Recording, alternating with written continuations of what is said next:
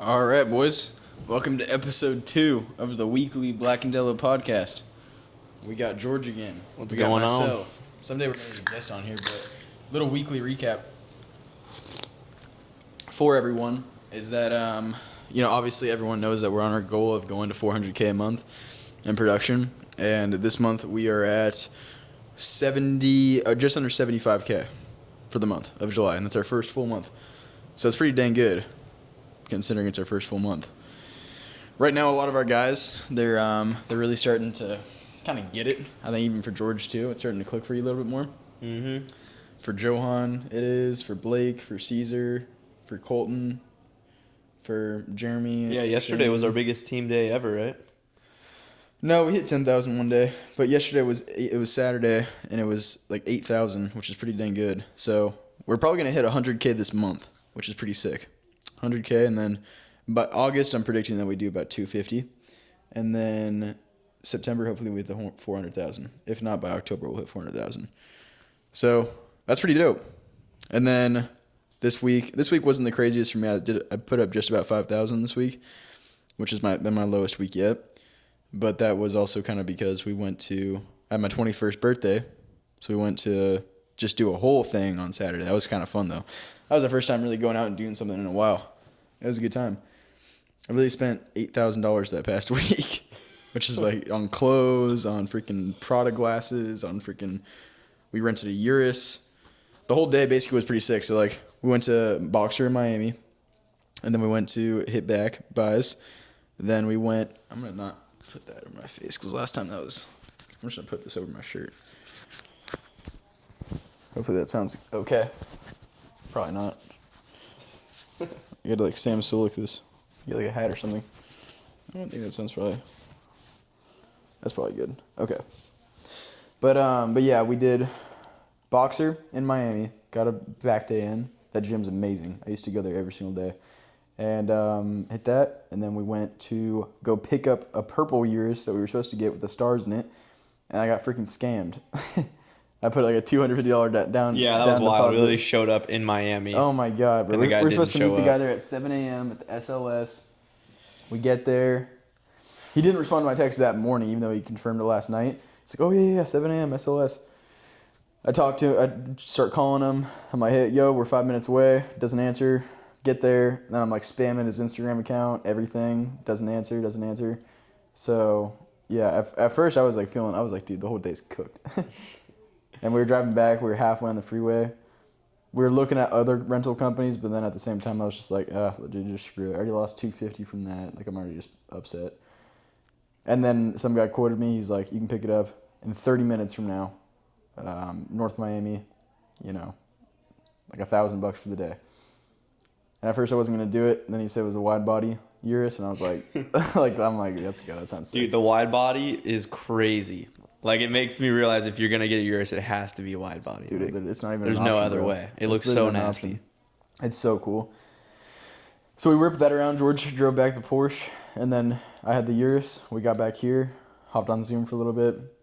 I was just answering kind of a lot of people. I wasn't really selling or doing too much there. Helped out the team a little bit. And then midday, went to the gun store. I bought a P320. First gun because I was 21, so that was cool. And it matched the pants. That brown color. Yep. Shit's fire. Yep, that was sick. And then after that, we came back. And then we just mobbed around like Los Olas, just freaking crackling. That was a lot of fun. Just everywhere. Just blew through an entire tank of gas in the Yeah, Urus. dude, literally. Yeah, just by freaking changing gears. That was so much fun, that crackle stuff. Just in course the entire time. And then we went to Mila. We had Johan and we had Caesar from our team. Both guys that came through my Instagram.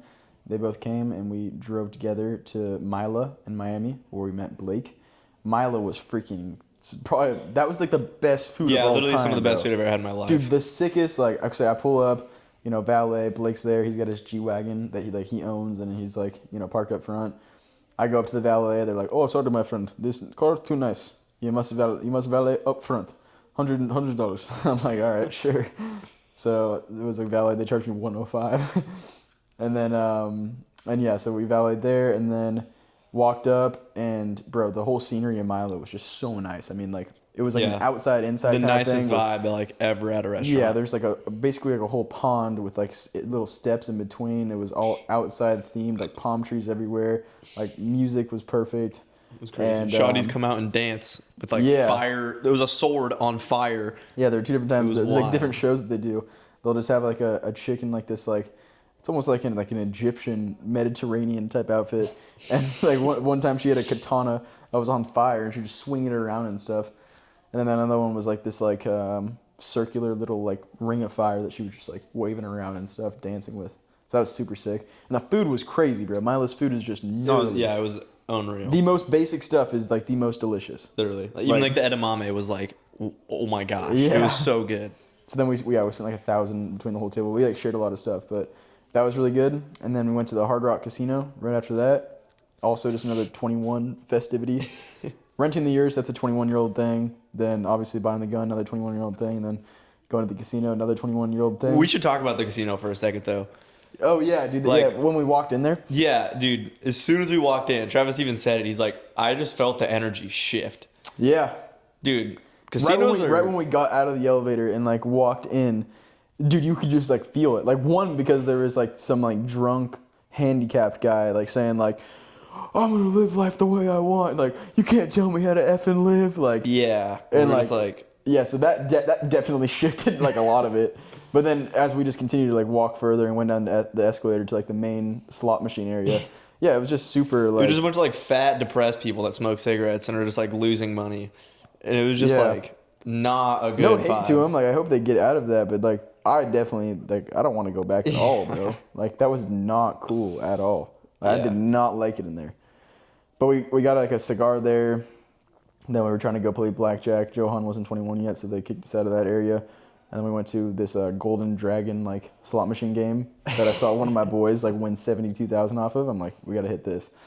And I do it. George like was just losing I it just every single immediately lose time. $100 while looking over at Travis. Yeah. Fool just comes up on like $350 on like a $2 spin, like his third spin, and I was like, So I made like $300 off that. Made the 300, and I'm like, let's just leave, bro. It was already late at like 12, and I was like, at that point we were all dead. So left, came back, and slept in, and that was pretty much the whole birthday. It was pretty cool. That was a good birthday. it was a pretty fun day. The next day though was terrible. Yeah, the next day we had felt no like absolute energy, crap. and we were just totally off, and we just did not sell much. Yeah, so tired. Just felt guilty for spending a bunch of money, and I was just like, Yeah, but it was really cool to kind of just like meet everyone in person as well. Like meet Blake in person, meet Caesar and Johan. Yeah, that was sick. A lot of them were like different than I expected them to be in like good ways. And it was like, it was cool getting to like know them on a more Johan's personal level. hilarious, bro. Like Johan's so funny. Yeah. He just says the funniest Just stuff like of all time. unintentionally one of the funniest dudes I've ever Yeah, met.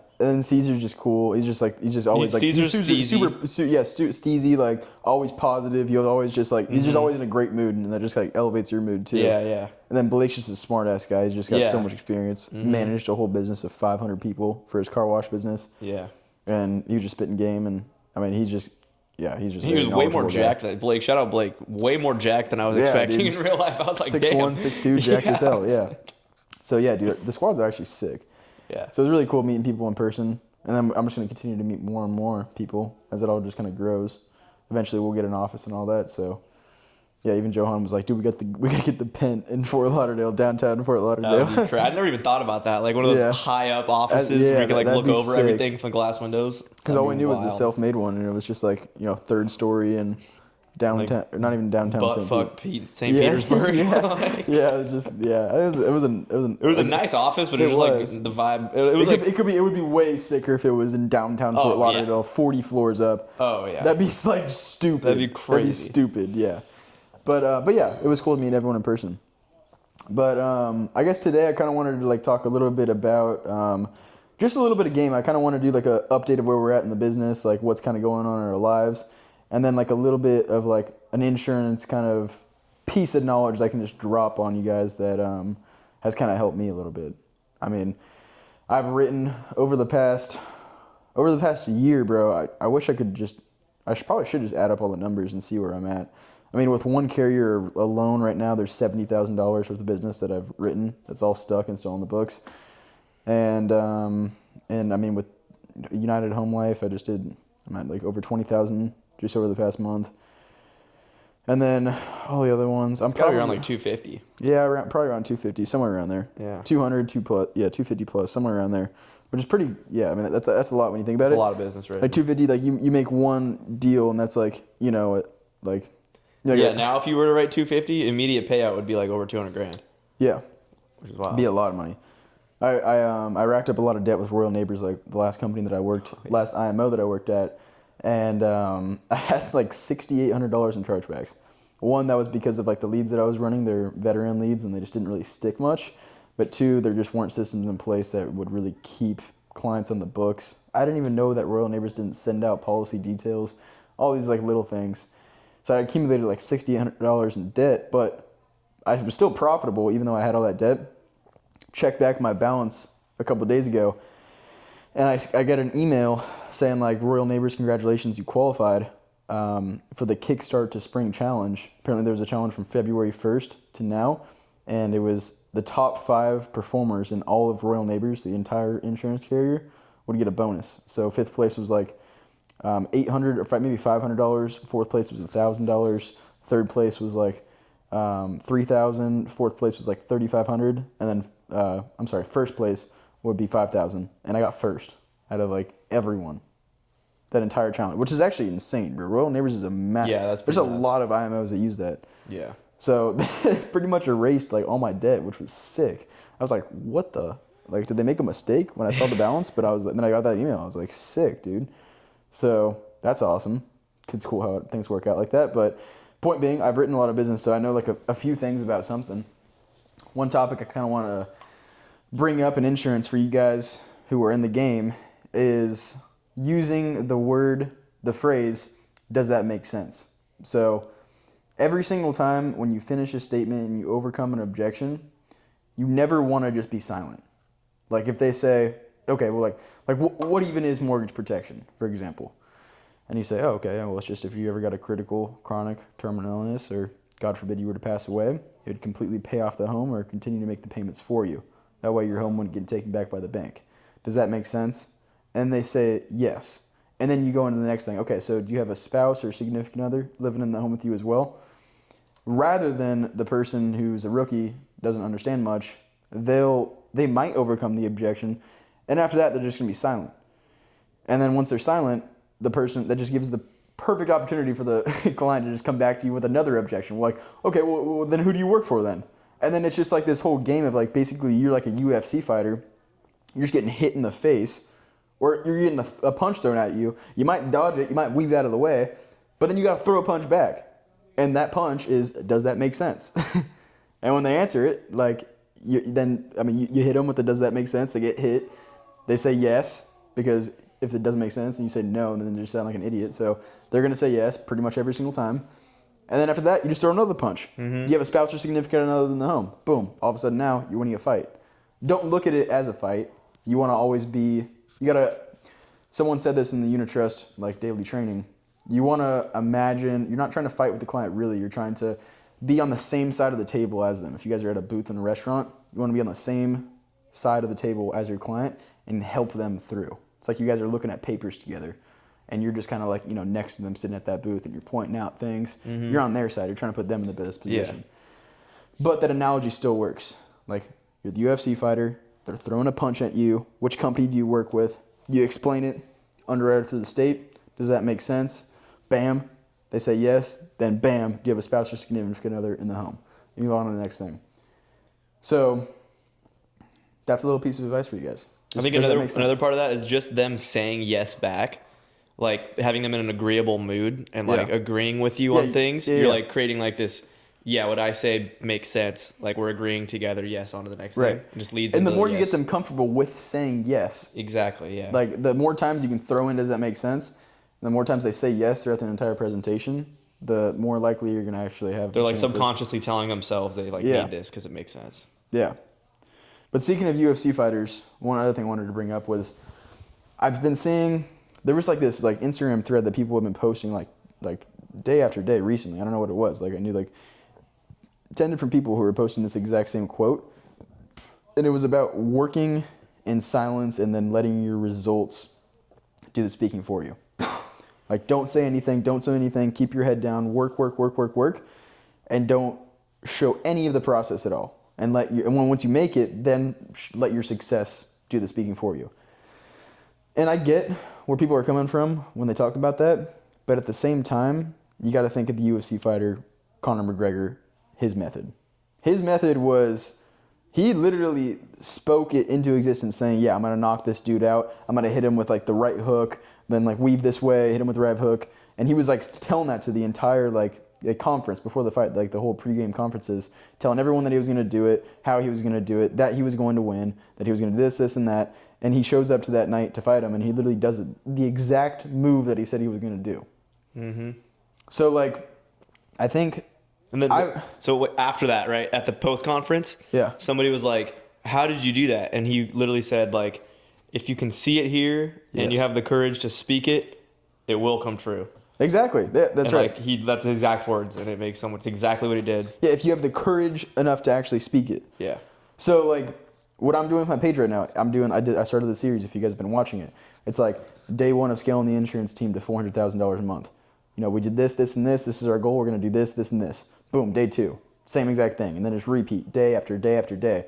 Me just speaking out that we're going to get to $400,000 a month, $400,000 a month.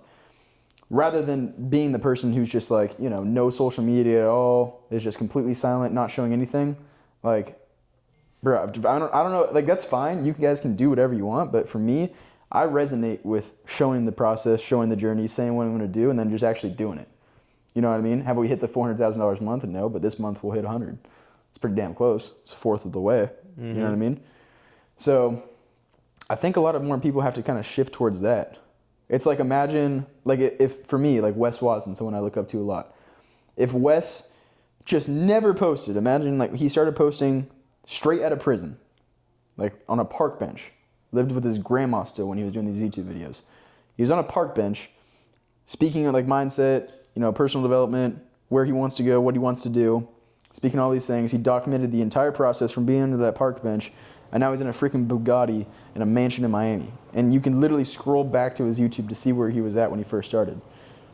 Like, that, to me, puts more inspiration than just the guy who goes ghost for 3 years, then all of a sudden just, like, has a Ferrari. You know what I mean? Mm-hmm. It makes it more real. Like, yeah. And so many guys have told me that, too. Like, you know, I've had the personal brand that you guys are watching from right now for, you know, well over a year, 2 years plus. And I was doing door-to-door before this, so posting daily videos, you guys saw exactly when I started insurance, like the exact first day when I started. And you guys saw in the very beginning where I said I'm not making sales, I'm getting my ass beat, this, that, whatever. And then now you see me actually being able to post the numbers and then having become good at it. And that puts a lot of faith into people who are just starting out who can scroll back to my page and be like, oh, Travis was in the same position I was. You know? He's no different than I was. You know what I mean? Like 100%. It inspires me alone. I like think about it all the time. I'm like, fuck, like this is so hard. I'm like, damn, Travis sucked when he started. Yeah, and, literally, yeah, bro. You know what I mean? And it's like, okay, yeah, so this is how everyone starts. Yeah. You just got to stick it out and you get there. So, like, the two main things from that is just, like, one, have the courage to speak it. Say what you're going to do. Like, show up every single day. That's going to keep you accountable as hell, for one, because, I mean, if you just give up on the entire goal, it doesn't matter if you fail. Like, you can fail as many times as you want, but, I mean, if you give up on it after telling people that you're going to do it and you post about it, well, then that's, like, a different story. But, one, it's going to keep you accountable. Two, it's going to inspire people along the way. And three, you're just speaking it into existence. So I think that's definitely the method that is better in my opinion. Not just being the guy who's just silent all the time. It's selfish, bro. Like, technically it's selfish. What are you going to do? Like, keep all the secrets from everyone else? And then all of a sudden you just have the Ferrari? You know what I mean? Yeah, I can see it. From an inspiration point of view, it's definitely better. Yeah. But other than that, what else you got, George?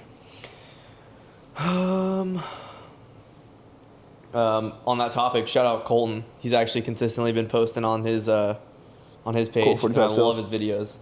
His little personality, like with my friends, as you can see. Yeah. That actually made me laugh my ass off. Yeah. So respect for that. I think Colton's gonna kill it too. He's clicking big time for him right now as well. Yeah, he's a beast. He's inner circle bound for sure.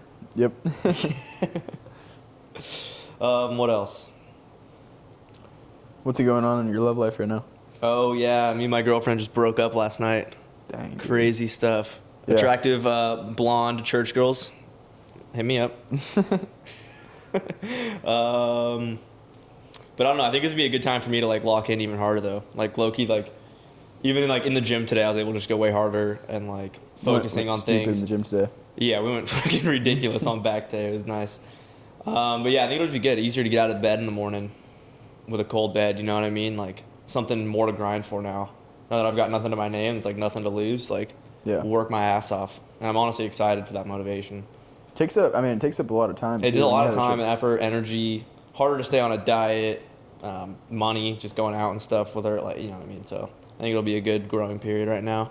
I'm pretty excited to get into. It's still fresh. Recently, I mean, you've been so locked in recently. Like George's been showing up every single day. You know, at 8, leaving at 8, so like 12-hour days basically. Crazy, those are 12-hour days. But like, I mean, you really just recently. I was honestly kind of as soon as I moved down, like you weren't like really pouring that much in because it just takes so much. And if you want to like juggle the both, it's impossible to juggle both right now. Like when you're getting started with this, if you like compression, like you want to just get as good as you can, as fast as you can, so you can cross that bridge of like it clicking and you making good money. And like the less time you put into it in the beginning, the longer that's gonna take. Yeah. So in my head, I was like, I have to put all day, every day into this to get there as fast as I can, which unfortunately just meant not really being able to be in a relationship. Honestly, I'm here for like 13 hours a day, and I would go home so tired and just immediately fall asleep. Up at 5:30 out the door. It was great. I was hanging out with her for like maybe an hour a day. Yeah. Yeah, it's just like doesn't even make sense to be in a relationship right now. So someone in a relationship definitely still could do it, but it would take you longer. It would take you longer. If you want to, I mean, how many hours a day do you think you'd have to pour into your chick for like the normal relationship? It's kind of hard because it's like. At least like you gotta have date nights. Yeah, you gotta have date nights. You gotta hang out on the weekends at least, which I just like couldn't do. It was like even all day Saturday I'd work for like 13 hours, and then like Sunday was like church, and I'm like preparing for the week. Doing a podcast. Yeah, doing a podcast. Like just everything. Meal like, prepping. It just doesn't even. Yeah, I literally had no time to like do both, and I told her that I was like, hey, it's gonna be really, really terrible for the next few months. Yeah. By the way, I'm gonna have to pour everything into this. She's like, yeah, and then like that kind of just was like, it's not gonna happen. Do you think that was kind of one of the main reasons as to why? It kind of fizzled out just because. Oh, 100%. Like we even talked about it. Like this is the reason. Like I just have to work my ass off right now, and then like for her, it's not fair to her really. Yeah. You know what I mean? For her to not have a life because she isn't like a dedicated relationship, but then she gets nothing from the relationship. Yeah. Totally fair for us to not be in a relationship. So like I'm not really worried about it. I think it's definitely for the best. You're gonna be able to just go at a way faster rate. I mean, yeah, exactly. It won't even change that much because you just already were over here grinding, putting in all the hours. So it's like. It's pretty crazy how fast the days go by too, huh? That's another thing. Like, this should be a whole other topic. Yeah. It's nuts. Like, I show up here, and I swear to God, I blink, and the day's over. Like, it's, like, so fast. Every single day flies by. Like, even the weeks fly by. I feel like yesterday was last Sunday. Way faster than when you were cleaning boats? Oh, that was the complete opposite. When I was cleaning boats, I was like, how is it only Wednesday? I feel like this week has taken all month. But then now it's like, how the fuck is it Sunday? Like, it was already, it was crazy. Yeah. Like, the difference between, like, hard manual labor you don't want to do and then, like, a job where you want to work because your effort depends on how much you make. Like, you want to work. It's like time flies when you're having fun. In a way, it's fun. It's, like, competitive.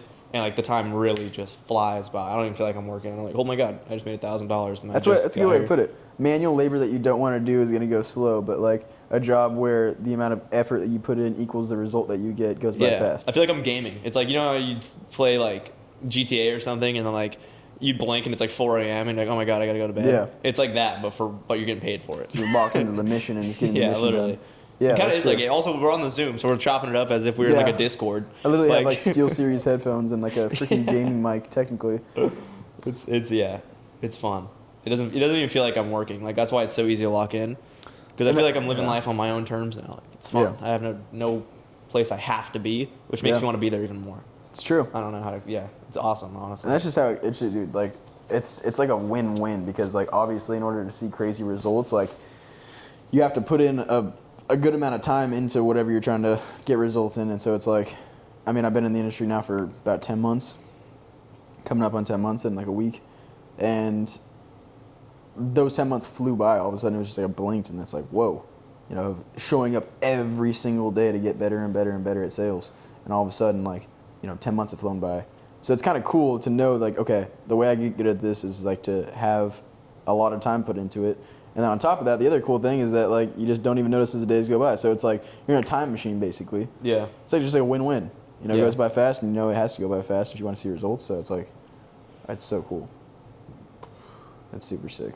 It is sick. I think like a major thing for me is like not having to be there. There's no boss telling you when to be there. Yeah. There's no one like really barking up your like if you mess up something like you got to hold yourself accountable. Mm-hmm. But at the same time you don't like feel shitty because like you just fucked up for your boss. You know what I mean? Like there's none of that and like it's awesome. Like just being able to take your birthday off without having to ask anybody. Yeah. Just taking a day. Like it was like Tuesday morning at like 9 a.m. We're driving down the freeway in a Lambo. Yeah. And like there was no problem with that because like we can do that and like that is such a cool feeling. The freedom of that is like amazing. Yeah. We could do whatever we want, really. Yeah, like we could fly to Medellin. You can go work next Medellin, throw on a VPN. That's what I'm saying. We can fly to Medellin and just like and work there. Yeah, we should do that pretty. Like, I mean, I'd say we should do that for like your birthday, maybe. That'd be crazy. In October. That'd be you down for that? Yeah, that'd be nuts. We can get like a crazy villa for like a couple racks. Yeah, that'd be pretty. A villa's kind of sketchy, bro. I don't know. If it's like in like the like in a like community of like a gated community. Okay, yeah, a community villa. Yeah. Well, I don't think. Well, maybe like a pen like a resort, or something. Maybe that has villas. Is what I mean. Yeah, I feel like we might get robbed if we get a Medellin. Like, maybe somewhere else. I don't know. Someplace with security. Well, but it's also so cheap too. Yeah, I think it's worth. Let's just not bring any like crazy bread or anything. Yeah. What about Thailand?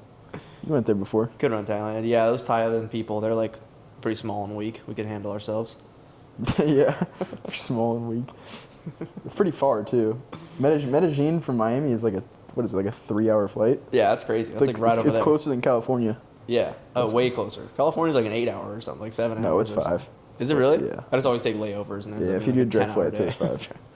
But yeah, that's the cool thing. I definitely want to travel a little bit too. That I used to never really want to travel at all. But recently I've kind of been desiring to go travel a little bit. I've never been to Europe, never been to Asia. I've only been to like places in the States, Mexico, Canada, like a few like just islands in the Caribbean, but I've never gone to Europe, and I've never gone to Asia. Europe is sick. Europe would be dope. Europe is awesome, actually. We got to do like but next summer we'll go to do like a Euro summer, like a month in Europe. Yeah, bro. You see all these influencers doing the Euro summers, and it looks like so much fun, bro. It don't be that long. Yeah, like 3 weeks or something. I feel like it'd be plenty. I don't even need that much. Yeah, no, it'd have to be 3 months long in Europe. But 3 weeks would be crazy, bro. Like a week, each week is like a different country or something. Like, yeah. Yeah. I really want to go to what's that place called? Monaco. Yeah. God, I want to wear loafers in Monaco. That's Monaco. Yeah. I just want to wear loafers in Monaco. That'd be nuts, bro. I think so we got a little bit of ways to go before Monaco. Yeah, we'll be there. I'd say maybe a minimum 2 years, then we'll be in Monaco.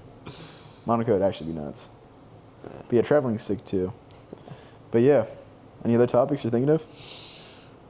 I guess what's like you've been hitting like a little bit of like adversity a little bit. Oh yeah. The past like week or so, like what's kind of your mindset like honest opinion of like feeling like financially stretched, like how you continue going, what's your whole take on that? Yeah, I mean just seeing that I am getting better at it is what keeps me motivated. Knowing that like each week I come in, I am getting like better and better and better, and like I try new things. Like, oh, this little thing worked. Okay, I'm gonna start using that more. This little thing worked. I'm gonna start using that more, and then actually seeing those results, it's like I know it's gonna work. So like it's not even like a matter of if, it's like a when. But it can be stressful, bro. Oh, it can for sure be stressful. Yeah, when you're just like when you shell out, like I've shelled out like over $1,000 in leads, and then you make like you don't even make your money back on them. Yeah. And you're like, bro, not only did I like not make any money this week, I lost money trying to do this. Yeah. Like that's a terrible feeling. I know how that was, especially because the last company I worked for, like they had a lead company that was like owned by them, and it was just straight garbage, bro. Like it was like literally like it was really popping when I first joined, but I wasn't good enough to like run the leads then because they were higher intent, and it was like $12.50 a week to run. So I didn't want to run that and like burn my money. I wanted to get good, so I like built the skill set up a little bit off of aged leads, and then finally when I had like a few thousand to kind of pour into those fresh ones, the quality just tanked because it was all digital, and no, it wasn't just me. It was like no one was making money off these leads. It was people saying like, "Who the hell are you? I never requested no mortgage protection." Like, hangs up the phone. Like just straight like garbage. And people want to say, oh, it's not the leads that suck. Like, you know, you suck. Like, anyone, put me on the phone with anyone, I'll be able to sell them. It's not the case, bro. Like, people saying that, you've got to kind of keep your eyes open a little bit, because the like leaders out there, sales leaders out there will like make fun of you and make you feel bad, and like kind of challenge like your manhood by just saying that like they could sell any lead, just to kind of cover over the fact that their leads really do suck. You know what I mean? Yeah. Yeah, it's another thing. If your IMO's like I'd say always keep your eyes open for other opportunities, because there's a more than likely chance you're not at the best place you could be at. Yeah. And if your IMO almost looks down upon you keeping your options open, it's probably a bad IMO. If you're really a good IMO, you should be like, yeah, go look at any IMO you want. We're the best. Yeah, that's how I feel, bro. Yeah, that's how the one we're at now, UniTrust, they're like that. They're like, yeah, we are the best. We know we're the best. Whereas other companies are like, this is the best place. This is the best place. This is the best place. Don't even look at other places. Like, this is and it's like, it works because like you don't look at other places. You feel like you're in some family there, but like, we're here to make money, not friends. Like, straight keep your eyes open. It's true. Like, yeah, that's how the last company was for me, and I definitely wish I did some more research. I probably still wouldn't have came across them, but I'm glad that it worked in the way that it did. I'm definitely not upset because I still built up a good skill set. I still made sales, but I just wasn't really profitable. My comp was just like stupidly low. It wasn't true to carrier, and they never bumped me up over the course of 6 months. When I first joined, I was at 80%, quote unquote, because that's not actually what the carrier pays you out. And first month, I did like 5K. Second month, I did 10K. Third month, I did 15. Fourth, I did 15 again. Fifth month, I hit 20. Sixth month was 30. Then 7th month was 60. And then 30 in the 8th month. And the entire time, like they said that they were going to move my comp up to like 95 back in the 3rd month. And they just never bumped it up. And then by the time I finished the 60K month in April, they were like, shoot, it got messed up when we were changing from FFL to XYZ company. And I was like, okay, well, like, what now? Like, that was a lot of money I missed out on. And they're like, okay, well, we're sorry, we're changing it now. You know, sorry about that. You've got to understand that we're a startup IMO, and things like that just happen. And I'm like, well, the money's not just disappearing. Like, it went to my upline, and then it went to my upline's upline. Like, people were making money. That money went into their bank accounts. Yeah, that's like crazy. They just made the difference on the spread. Like, yeah, and then just be like, oh, there's nothing we can do. Yeah, could literally just sell you the money. Yes, literally could be selling the money. It would be so simple. Yeah, but I was like so naive, and I was also kind of just like, I mean, try not to cuss too much, but I was kind of like a bitch. I wasn't gonna be like demanding my money back or whatever. I was just kind of had the mindset of make more money anyway, but. Yeah, and then they still never even bumped me up for certain carriers. I was still contracted. I sold an American Home Life policy a couple weeks ago, and I thought that it shifted over for my old IMO, but I guess it didn't. So I wrote under their carrier. It was a $1,008 policy, and I got paid out like $471 on it, which means I was at like 62% comp with that carrier, even though I was supposed to be at that point like 100 plus, 100 at least. You know what I mean? Like, yeah, that's wild. That's wild, bro. I would have made tens of thousands of more dollars and had that in my bank account if I was at like, just a higher comp, like what I earned. Not saying I needed to have started out at, a high comp, which no one should. Everyone should work their way up. But, I worked for it and they still never bumped me up. You know what I mean? So dude, it's just crazy. So I have a question actually for comps. So when the carrier itself is like not true to comp, and the carriers has its own like 10% below comp or whatever, who controls that? Does the carrier control that, or does your IMO control that? Does. The carrier does? Does the carrier have different like below comp percentages for different IMOs?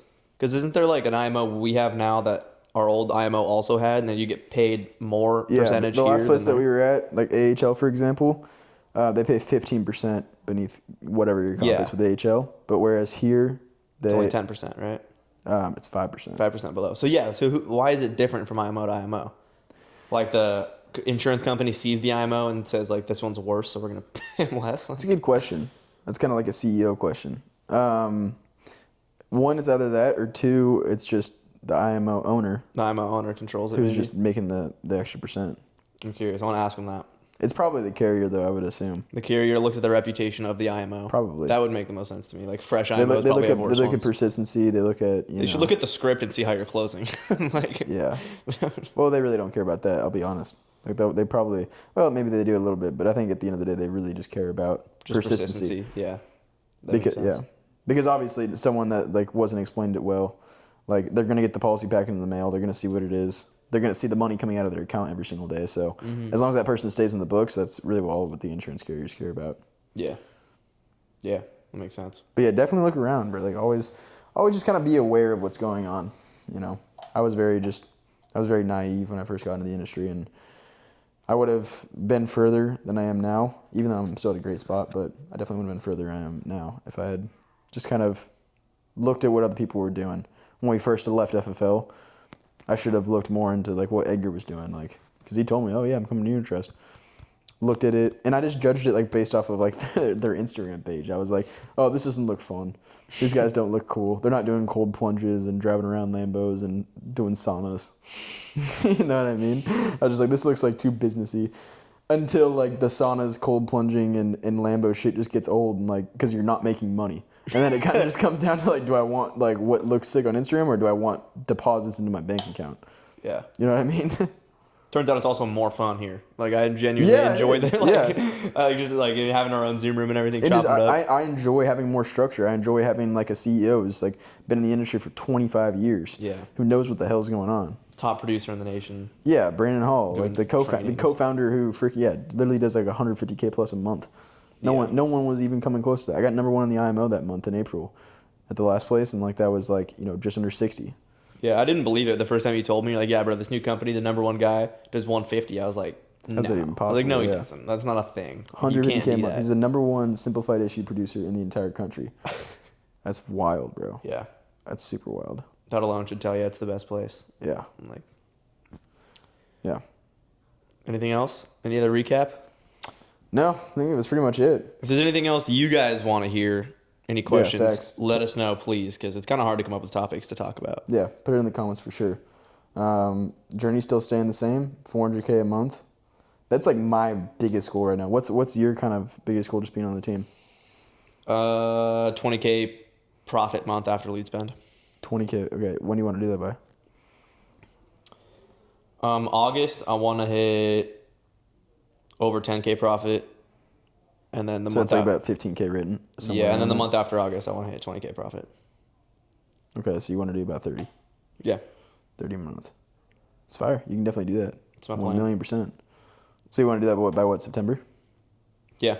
By September, you want 20K profit in a month. Yeah. And the next August, I'm going to shoot for 10K profit. Fire. It's a goal right now. Let's go. All right. Well, hope you guys enjoyed. Again, let us know what you guys want to see in the comments, and we'll see you in the next one. Peace.